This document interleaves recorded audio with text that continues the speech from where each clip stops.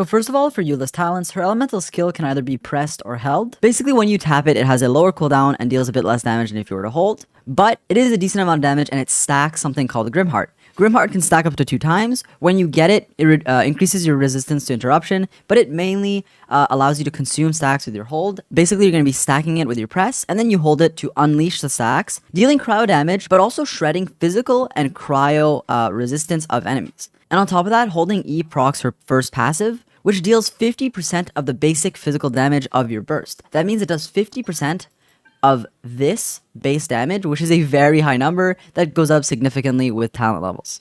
So usually you're going to be pressing till you have 2 stacks and then holding it to unleash those stacks. Keep in mind your elemental burst, which we'll talk about right now, does give you 1 stack because of this second talent. What that means is to get the 2 stacks to hold, all you need to do is press once and then use your burst, which means for an optimal rotation, you can do 1 press E, then use your burst, which resets your E because of this talent and gives you a stack. And then you can hold your E, unleashing the damage, shredding the physical res and cryo res, and proccing your talent.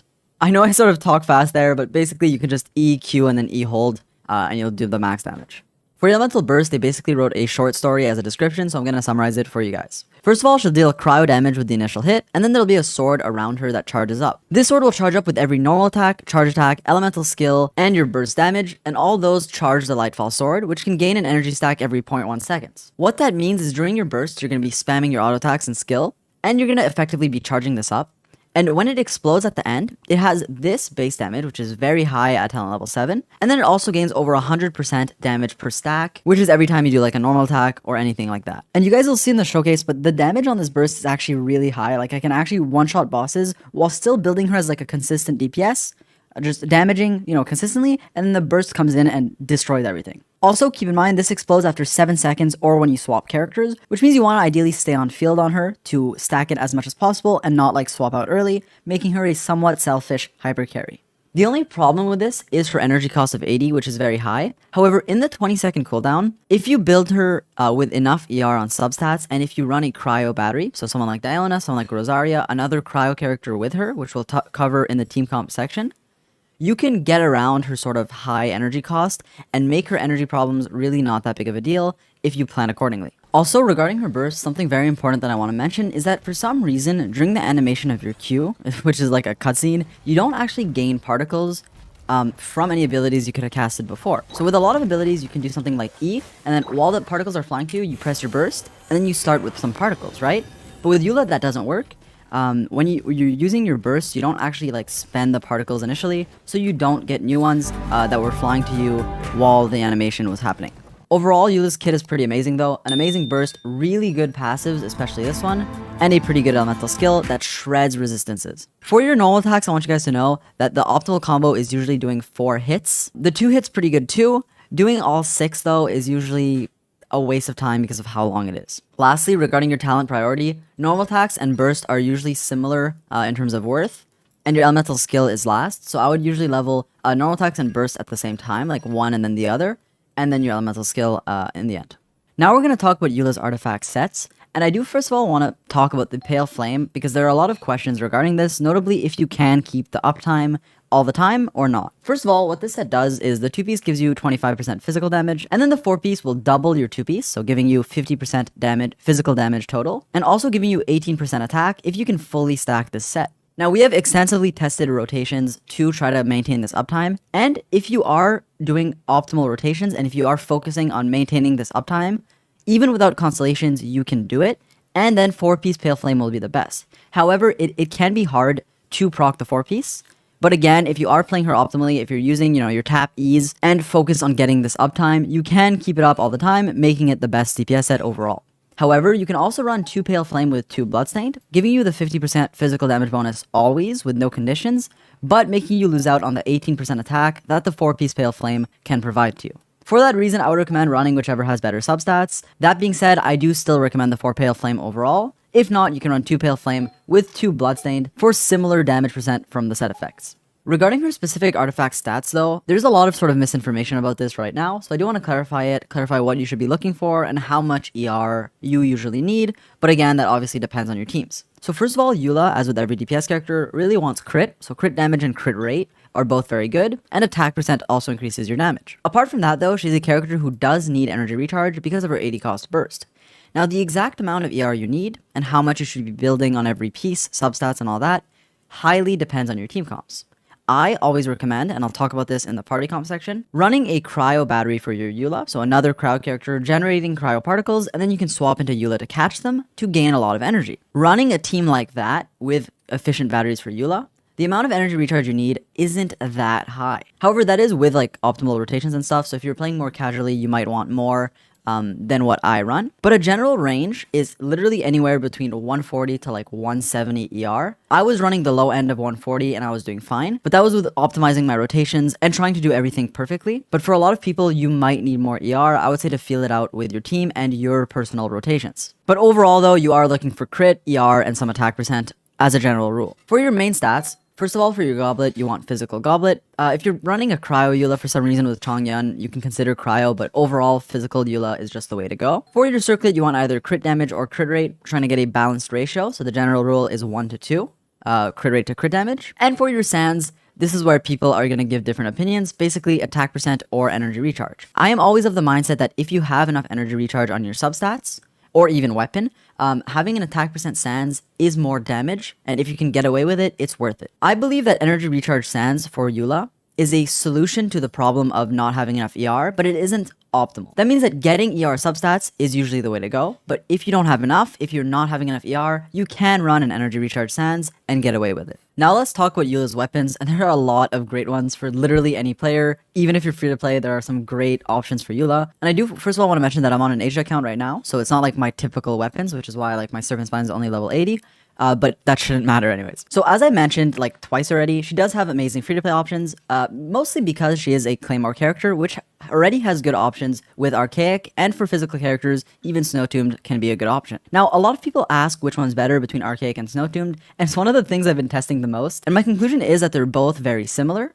Archaic, because of the effect, and this being able to hit multiple enemies more reliably, is more consistent, but Snowtombed, if you can consistently proc the effect, can be more damage. Because of that, and given the DPS overall of both of them, I believe they are both very similar and comparable. However, Archaic is more consistent. That being said, and I know this doesn't matter, but I really like how Snowtombed looks with Eula. I find it matches her aesthetic, but again, that doesn't really matter. And so overall, I recommend Archaic as your free-to-play option. Her best 4-star though, if you do buy the battle pass, is the Serpent Spine. This is an amazing weapon for literally every Claymore character. You've heard me talk about it in like every video. Basically, and this is only level 80, so keep in mind these stats do go up. But when it's maxed out, you gain 27 crit rate, which is really good, and a very good effect, giving you 6% more damage times 5, like 6% for every stack, and it can stack up to 5 times. And on top of that, to make sure you don't lose these stacks, because you do lose them when you take some damage, you can just run a shield, protecting your Serpent Spine and your character, making it an amazing, amazing option, and what I recommend for your best 4-star. That being said, regarding your 5-stars, they're actually all pretty similar in strength. I would just recommend, instead of ranking each of them, to run whichever 5-star you have. Now, if you have multiple and you're wondering which one to go, I think it depends on you and your substats. Song of Broken Pines and Wolf's Gravestone are both similar. Wolf's buffs your whole team, whereas Pines gives you more damage to your Eula, and they're both very good options. Skyward Pride, however, is great, and especially if you need energy recharge, so if you don't have enough, slapping a Skyward Pride and getting more crit substats can be great. And Skyward Pride has an effect that scales off of physical damage, so it's great for Eula. It also has a very high base attack, and as I mentioned, it can help solve your energy recharge problems. And there's also the Unforged Claymore, which is a stat stick. And so for that reason, I really like all 5-star Claymores for Eula, and I rank them similarly, and think you can run literally any of them. But again, Eula does not need 5-star weapons to be good. Constellation-wise, I have none because I didn't invest in Dogecoin. And very quickly, I want you guys to know that Eula, all my testing on her has been C0, and everything I say about her is concerning a C0 Eula. I think Eula is a very strong unit at C0. However, she does have good constellations, but they are by no means necessary. Her C1 and 2 are the most interesting ones. Her C1 basically gives you more physical damage percent for 6 seconds, but it's for every stack you consume. Usually you'll consume 2, which gives you 12-second uptime, but then if you E again after it can go to a maximum of 18 seconds. But since you can gain a lot of physical damage bonus from other sources, this can hit diminishing returns and not be as good as it seems, but it's still a pretty good constellation. C2 is also good and can help you maintain Pale Flame uptime, and can let you use your Hold E more, because it does give a good amount of particles and has a nice effect, especially with the talent. If you don't know, C2 makes your hold cooldown identical to your press cooldown, and this is a pretty good constellation as well. C1 and 2 are pretty good. 3 and 5 increase your talent levels. Your Constellation 4 is a slight damage buff against opponents with less than 50% HP, which is pretty good but not necessary. And this paired with C6 is basically why you guys see so many whales doing huge burst damage. C6 basically just buffs your ult again. It allows you to fully stack your sword, get all 30 stacks if you can proc it, right? It'll give you 5 stacks at the start, and then every time you do anything, so normal attack, skill, or burst, you have a 50% chance to generate another stack of energy, which can let you fully stack it and deal more damage with your burst. Overall, her constellations are good, but you shouldn't feel forced to spend on them because at C0 she's very good. But I do think C1 and 2 are pretty good. A reverse meld team, if you want to run it, would look something like this. And now we're going to do a Eula DPS showcase. Keep in mind I am C0. I'm using my main account now, I'm on NA. And we're going to be doing the normal stuff. So Abyss 11, Abyss 12, and a bunch of bosses. One-shotting the bosses, but also doing consistent DPS in 11 and 12. So it's a mix of consistent DPS and burst DPS in the showcase. That being said, I hope the guide was helpful, and I hope you enjoyed the showcase. Let's go.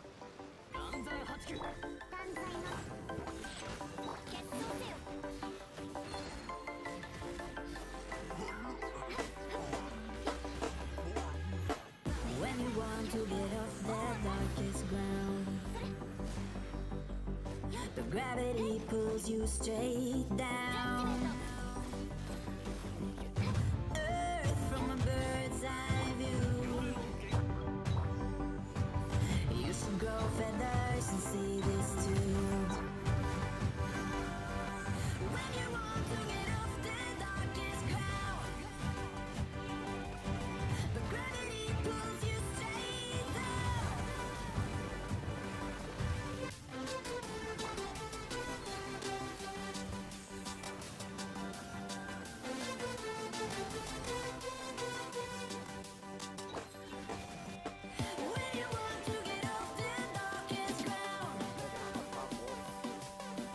My progress.